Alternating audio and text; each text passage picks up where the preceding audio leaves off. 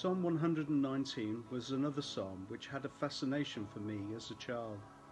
It is the longest psalm, with 176 verses, and therefore there was always a morbid interest in what it might be like to sing the whole thing from beginning to end, using the chants that were common at that time.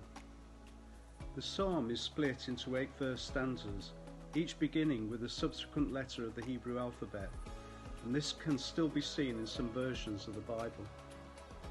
There are a number of psalms of this type, i.e. they are acrostic, but except for a few cases, I have not sought to retain this, as it does not come across when psalms are read out loud. Of course, when we did sing sections of this psalm, we would sing 1 or perhaps 2 stanzas, i.e. 8 or 16 verses. The other notable thing about this psalm, as I was told, is that each verse refers to God's laws, decrees and promises, etc.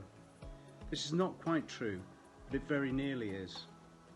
For me, the psalm lacks a flow and shape that other psalms have, and whilst there are standout verses, I have found that for me it lacks impact. It was therefore a challenge to reimagine this psalm and give it both shape and impact. How could I add more depth to what seems endless statements about obeying God's rules and laws?